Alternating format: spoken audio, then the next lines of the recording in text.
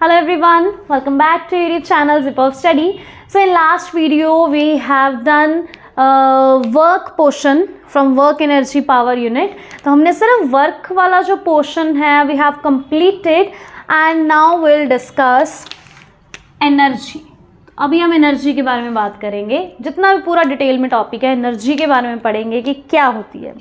अगर मैं नॉर्मली आपसे पूछूं कि what do you mean by energy, तो आप सबका रिस्पॉन्स होगा कि yes ma'am we are energetic, हम काम करने के लिए तैयार हैं, हमारी बॉडी में फुल एनर्जी है, राइट।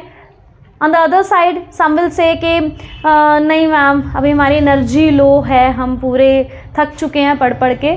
तो इट मीन्स एनर्जी, जो हम वहाँ पे एनर्जी एनर्जेटिक वर्ड यूज़ करते हैं तो उसका मीनिंग हमने अब साइंटिफिकली रिलेट करना है। अगर मैं आपको बोल दूँ कि आपको पूरे घर की सफाई करनी है आज, वो भी अकेले, तो आपका रिस्पॉन्स क्या होगा? कुछ तो कहेंगे कि हाँ फटाफट कर लेंगे हम सारा काम, फाइन। कुछ कहेंगे कि नहीं हमसे नहीं होगा, इतना बड़े घर को हम अकेले कैसे साफ़ करें, राइट? होगा ना आपके माइंड में।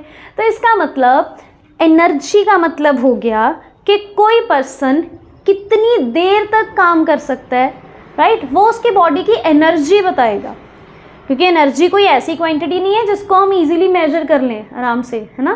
कि जैसे वर्क डन तो फिर भी हम फाइंड कर सकते हैं कितनी फोर्स अप्लाई करी गई है, कितना डिस्प्लेसमेंट कवर हुई है, राइट।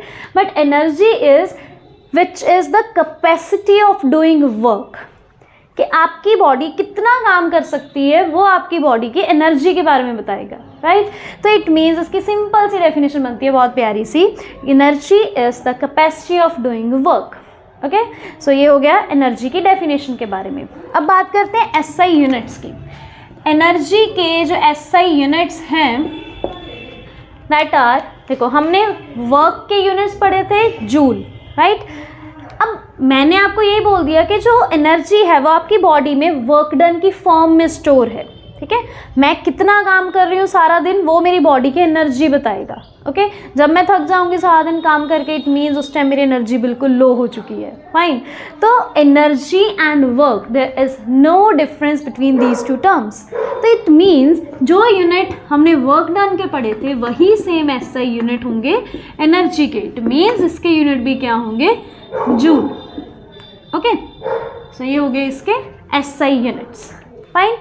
तो फॉर्मूला भी बेटा कोई एनर्जी का अलग से फॉर्मूला नहीं बनता, जिन भी फॉर्मूलाज में आप वर्क डन निकालोगे वो एनर्जी के फॉर्मूलाज हैं। जहाँ जहाँ भी आप वर्क डन फाइंड करोगे ना वहाँ वहाँ आप एनर्जी लिख सकते हो, नो प्रॉब्लम।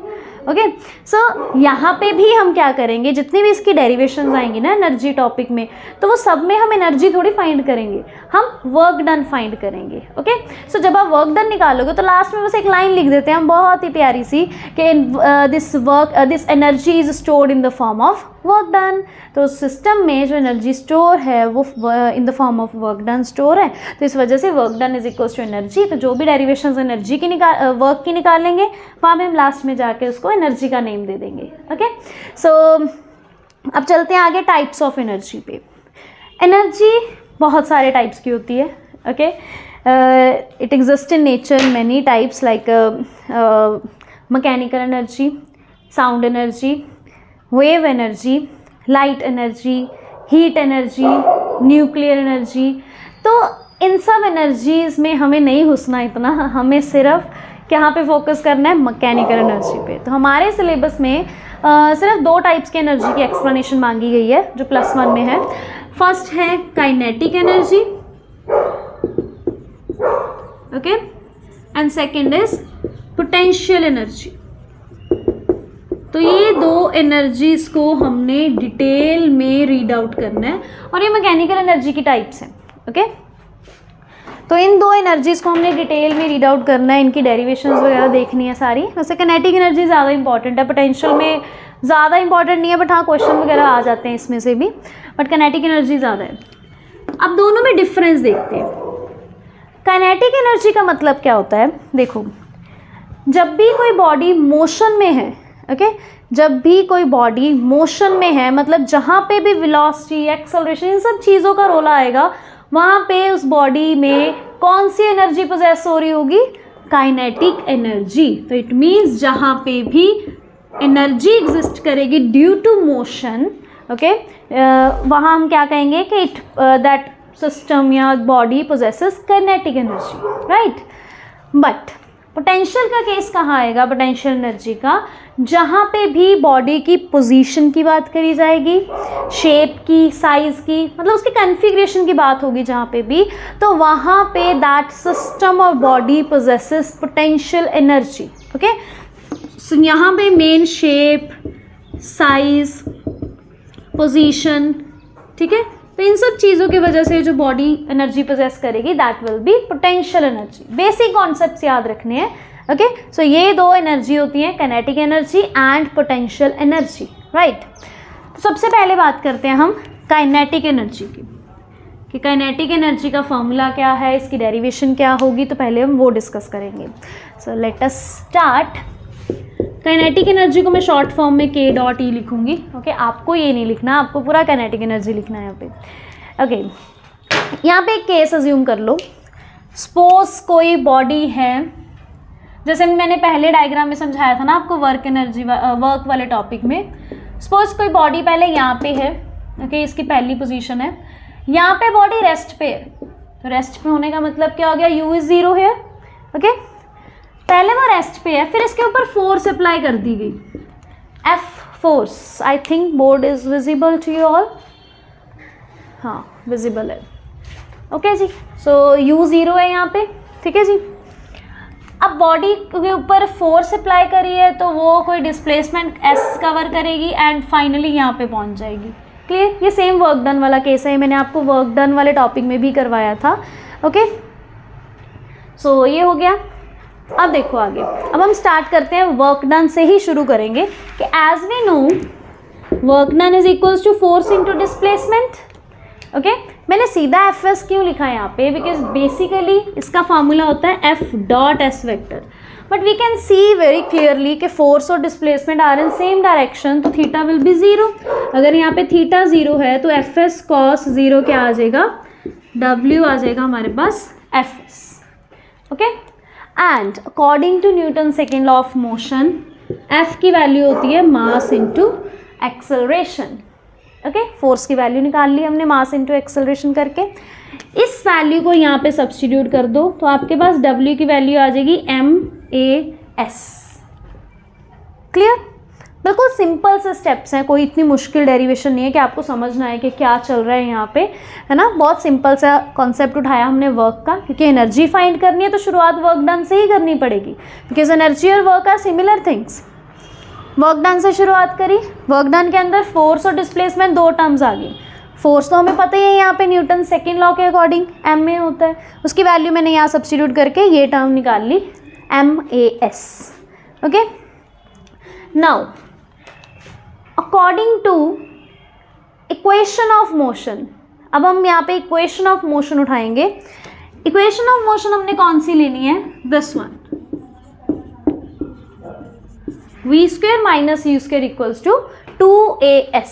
अगर आप यहाँ पे वैल्यू सब्स्टिट्यूट करते हो, है ना, वैल्यू सब्स्टिट्यूट देखो किसकी होंगी, हमारे पास कोई वैल्यू ही नहीं है किसी चीज़ की, हमारे पास सिर्फ u की वैल्यू गिवन है कि u इज 0, तो वही आप सब्स्टिट्यूट कर दो। अगर ये 0 है तो आपके पास v स्क्वेयर की वैल्यू 2as आ गई। इस इक्वेशन में हमारे पास a की वैल्यू है तो हम यहाँ से a की वैल्यू निकाल लेंगे, v square upon 2s। Okay, v square upon 2s आ गई इसकी वैल्यू। अब इस a की वैल्यू को वहाँ सब्स्टिट्यूट करो तो आपके पास w की वैल्यू आएगी m v square upon 2s into s। Fine, s के साथ s कैंसिल आउट हो गया, ठीक है जी। तो w की वैल्यू हमारे पास क्या आ गई, हाफ mv स्क्वेयर। अब ये निकल गया हमारे पास work done, but as I told you कि जो वर्क डन का एक्सप्रेशन आएगा उस पर आपको चुपचाप से W की जगह पे क्या शेप देना है, एनर्जी। तो हमारे पास फॉर्मूला बन गया kinetic energy is equals to half mv square. तो this is your final result of kinetic energy. तो ये फॉर्मूला आपको सीधा भी याद रखना है कि काइनेटिक एनर्जी का फॉर्मूला होता है हाफ mv स्क्वायर, और ये मैंने आपको इसकी डेरिवेशन भी करवा दी, बिल्कुल छोटी सी डेरिवेशन है, कोई ज़्यादा लंबी चौड़ी नहीं है, ठीक है जी। क्लियर, सो ये हो गया काइनेटिक एनर्जी के बारे में। This is all about kinetic energy. अभी बात करते हैं हम पोटेंशियल एनर्जी की। So let me erase it. Potential energy मैंने आपको अभी बताया कि शेप, साइज एंड पोजीशन के मतलब अगर किसी भी बॉडी में कुछ ये पोजेस होता है, मतलब ऐसा कुछ चेंज आता है ना, या इससे रिलेटेड कुछ होगा, तो जो एनर्जी वो बॉडी पोजेस करेगी that will B potential energy. Okay, अभी हम इसकी पूरी डेफिनेशन एंड इसकी, वैसे तो इसके डेरिवेशन है नहीं, बट इसके बारे में थोड़ा सा ज़रूर पढ़ेंगे कि क्या कॉन्सेप्ट है पोटेंशियल एनर्जी में। Okay, see potential energy is of 3 types. ठीक है जी, पोटेंशियल एनर्जी 3 टाइप्स की होती है। एक है ग्रेविटेशनल, ठीक है जी, ये फर्स्ट टाइप है पोटेंशियल एनर्जी की, ग्रेविटेशनल पोटेंशियल एनर्जी। सेकंड आपको आएगी elastic potential energy and third will be electrostatic potential energy. Okay, so these 3 types are of potential energy: gravitational, elastic and electrostatic। वैसे तो इन तीनों की एक्सप्लेनेशन हमें नहीं है ज़्यादा डिटेल में सिलेबस में, ठीक है, बट ये 2 की तो चलो बिल्कुल ही नहीं है। ठीक है, तो ये 2 हम इतनी डिटेल में नहीं करेंगे। अगर सिलेबस के पॉइंट ऑफ व्यू से देखा जाए तो सिर्फ ग्रेविटेशनल पोटेंशियल एनर्जी का रोल प्ले होगा थोड़ा बहुत, वो हम समझ लेते हैं। अभी ग्रेविटेशन की बात आ रही है ना, ग्रेविटेशनल पोटेंशियल एनर्जी, तो मतलब ग्रेविटेशन की बात आ रही है, तो सपोज कर लो कोई ऑब्जेक्ट है जो यहाँ पे पड़ा है, ठीक है जी, मैंने उसको ऊपर की तरफ थ्रो कर दिया, अब वो फाइनली यहाँ पहुँच गया। ये इसकी पहली पोजीशन है, ये इसकी सेकंड पोजीशन है। ओके, कोई बॉल है, सपोज मैंने नीचे से ऊपर की तरफ थ्रो कर दी। जब वो बॉडी नीचे से ऊपर थ्रो करी गई तो उसके ऊपर फोर्स अप्लाई होगी। ठीक है जी, अब वो फोर्स कौन सी होगी? बहुत कॉमन सी बात है, अगर मैं आपके हाथ में एक बॉल दे दूं तो आप उसको ऐसे फेंक दोगे। अगर मैं आपके हाथ में बहुत कोई हैवी चीज़ दे दूं, ठीक है, सपोज कोई बहुत हैवी कोई चेयर है ना, वो आपको ऐसे उठा के ऊपर फेंकनी है, फेंक भी दोगे शायद, पर थोड़ा सा आपको मुश्किल लगेगा ना। कोई और उससे ज़्यादा हैवी ऑब्जेक्ट दे दूं मैं आपको, कोई मेटल की बॉल दे दूं बड़ी सारी है ना, जो सिर्फ आपके हाथ में ही रह जाए, आपके ऐसे फेंकी ना जा सके, तो इट मीन्स बॉडी के ऊपर जो फोर्स अप्लाई होगी वो किसके ऊपर डिपेंड करेगी? उसके वेट के ऊपर। बॉडी का वेट कितना है ये डिपेंड करेगा कि आप कितनी फोर्स अप्लाई कर सकते हो। ओके, सो इट मीन्स जो इसका वेट होगा that will B mg always. ये हमें पता है, तो बहुत बेसिक सा फैक्ट है, किसी भी बॉडी का जो वेट है वो mg होता है एंड वो ऑलवेज डाउनवर्ड एक्ट करता है। ठीक है जी, बट हाँ, मान लो अगर आप ग्रेविटी के ऑपोजिट जा रहे हो, आप उसको ऊपर की तरफ फेंकने की कोशिश कर रहे हो, फिर भी वेट तो चलो वही रहेगा ना। बस ऐसा है कि ग्रेविटी के ऑपोजिट जा नहीं सकते, तो ग्रेविटी फिर से उसको नीचे ले आएगी। तो हम एक अजम्पशन लगा रहे हैं, हमने एक बॉडी को नीचे से ऊपर की तरफ फेंक दिया जिसका जो वेट है, मतलब जो फोर्स है वो mg आ गई। अब वर्क डन क्या कहता है? Force into displacement. फोर्स कितनी आ गई? mg। डिस्प्लेसमेंट कितनी हुई? हम अज्यूम कर लेते हैं कि इसने डिस्टेंस h कवर करे, तो यहाँ पे डिस्टेंस की जगह h आ गया and this is your potential energy. तो P की वैल्यू आ गई, आई मीन जो फॉर्मूला है इट इज mgh, mdh नहीं है, इट इज mgh। तो यहाँ पे काइनेटिक एनर्जी का फॉर्मूला आया था half mv² and potential energy का आ गया mgh। ओके, सो ये होगी हमारे पास 2 main energies. Fine, so this is all about potential energy and kinetic energy. इससे ज़्यादा कॉन्सेप्ट हमने करना नहीं है, बस इतना सा ही आपको मेन याद रखना है। एक टॉपिक और आएगा यहाँ पे, मतलब ये बेसिक है, पोटेंशियल एनर्जी और काइनेटिक एनर्जी का बिल्कुल बेसिक है यहाँ पे, तो ये यहाँ पे ओवर होता है। अब इसके बाद हम अगला टॉपिक करेंगे पोटेंशियल एनर्जी ऑफ स्प्रिंग। तो let's start potential energy of spring का। अगर आपको यहाँ तक किसी भी टॉपिक में कोई डाउट लग रहा है तो आप कमेंट सेक्शन में टाइप कर सकते हो। जैसे जैसे आप ये वीडियो देखोगे, पढ़ोगे, तो आप साथ साथ कमेंट सेक्शन में टाइप करते जाना कि देखो बाहर इतने बच्चे शोर मचा रहे हैं, डोंट नो इनका एग्जाम्स की फिक्र ही नहीं है, पता नहीं। चलो, हमारा नेक्स्ट टॉपिक है potential energy of a spring.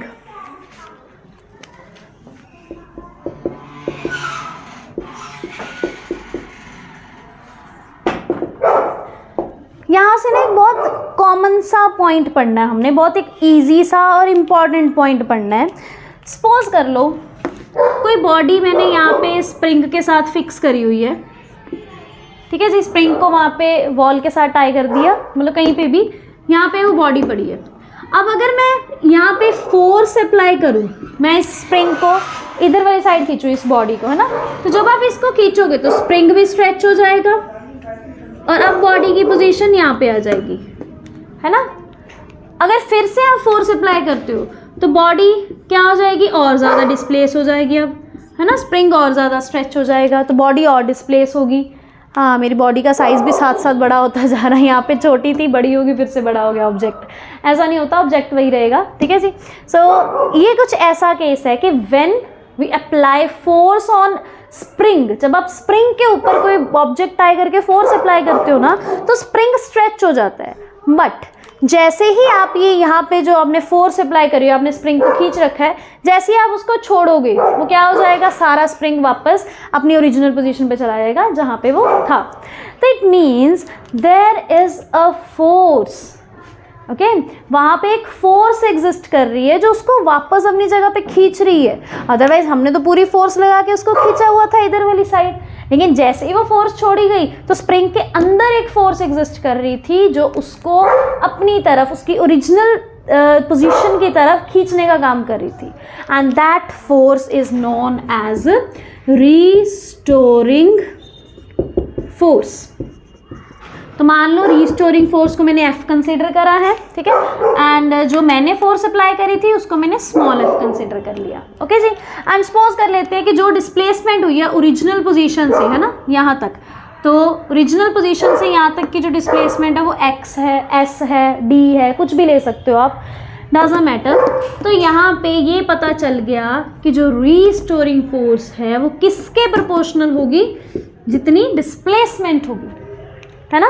जितना आप उसको खींच लोगे, उसको दूर ले आओगे अपनी ओरिजिनल पोजीशन के, जितना आपने डिस्प्लेसमेंट करवा दी उतनी ही रिस्टोरिंग फोर्स भी बढ़ जाएगी, ठीक है। जितना आप खींचोगे उतनी रिस्टोरिंग फोर्स ज़्यादा होगी। तो वी कैन से ना कि F प्रोपोर्शनल टू X, ठीक है जी। अगर मैं यहाँ पे प्रोपोर्शनैलिटी का साइन हटा दूँ तो there will be a constant and that will be S, ठीक है जी। इसीलिए डिस्प्लेसमेंट को S नहीं लिया था, बिकॉज हमें एक कांस्टेंट इंट्रोड्यूस करवाना है that is particularly S, okay. यहाँ पे मैं लगाऊंगी माइनस, और ये माइनस क्यों लगाया गया है इसका आंसर आप करोगे कमेंट सेक्शन में कि माइनस क्यों लगाया गया है। यहाँ पे बिल्कुल क्लियर सा फंडा है जो बिल्कुल क्लियरली विजिबल हो रहा है, तो वो आपको यहाँ बताना है, ओके। अब बात करते हैं इस कांस्टेंट की। So this S is spring constant, okay, this is spring constant, clear। So spring के अंदर एग्जिस्ट कर रहा है रिस्टोरिंग फोर्स के साथ, तो spring constant ही होगा, ठीक है जी। So यहाँ पे बस इतना सा ही मेन कॉन्सेप्ट है वैसे तो ये इनफ है, अगर आप इतना सा कर लेते हो तो बहुत है। So आगे नेक्स्ट टॉपिक हम करेंगे work energy theorem and power के बारे में, एंड देन कोलिजन्स के बारे में next video. So stay in touch everyone, thank you so much.